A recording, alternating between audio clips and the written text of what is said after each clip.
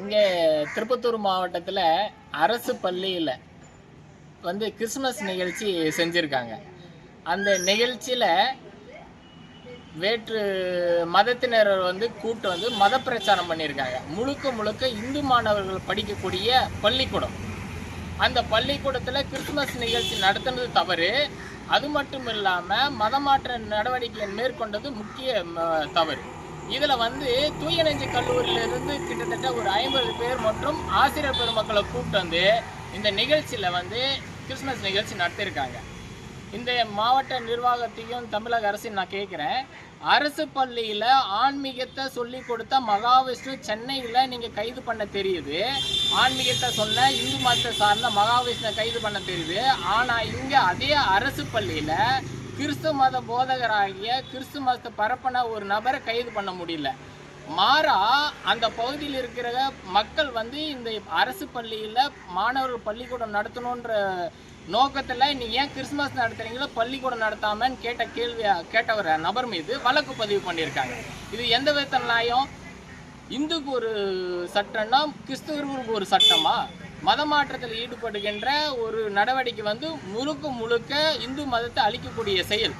இந்த மாவட்ட நிர்வாகத்துக்கும் தமிழக அரசுக்கும் சட்டம் முதுகெலும்பு போயிடுச்சு.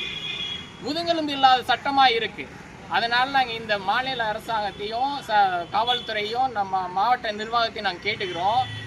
அரசு பள்ளியில் இந்த மாதிரி முழுக்க இந்து மாணவர்கள் படிக்கக்கூடிய பள்ளியில் கிறிஸ்மஸ் நிகழ்ச்சியோ இல்லை மதமாற்ற நிகழ்ச்சி நடத்துறதோ சட்டப்படி குற்றம். இந்த தவறு செய்த மத போதகர்கள் மீது தக்கபடி நடவடிக்கை எடுக்கணும். அது மட்டும் இல்லாமல் இந்த நிகழ்ச்சி ஏற்பாடு செய்த ஆசிரியர்கள் மீதும் அந்த ஆசிரியர்கள் துணை பெண மாவட்ட நிர்வாகத்து மீதும் நடவடிக்கை எடுக்கணும். இந்த மத போதரை கை செய்யணும்.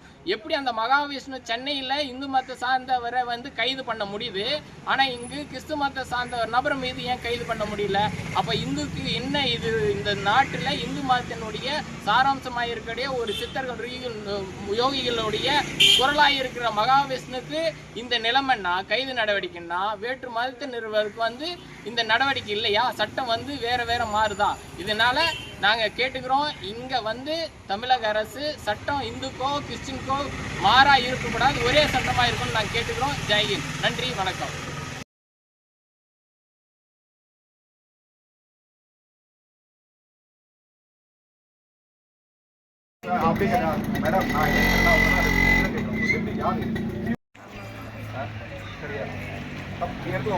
நம்ம மேல கமெண்ட் பண்ணுவோம். நான் யோகா பேச மாட்டேன் சார்.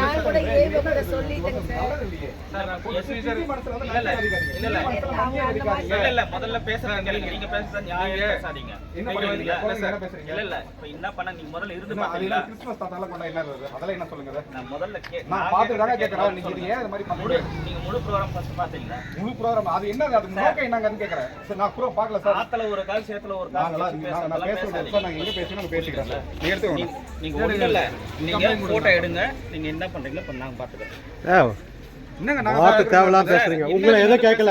லோ உங்களை ஒண்ணும் கேட்கல. ஹெட் மாஸ்டர் மட்டும் தான் கேக்குது. நீங்க கூட பேசவே இல்ல. நான் உங்க கூட தேவலாம் பேசாதீங்க. என்ன பண்றீங்க? நான் பேசுறேன். அவங்க கூட தான் கேக்குறேன். இல்ல என்ன மிரட்டறீங்களா? பின்ன உங்க கூட பேசலாம். அவர் கூட பேசாதீங்க. அவர் கூட பேசாதீங்க. நான் உங்க கூட பேசல சார். நான் உங்க கூட பேசல. நான் விட்டுறேன் சார். நீங்க அவங்க கூட பேசுங்க. இல்ல ஸ்டார்டிங்ல சொல்லிட்டு உங்க கூட பேசலன்னு. மேடம் பேசுறீங்க.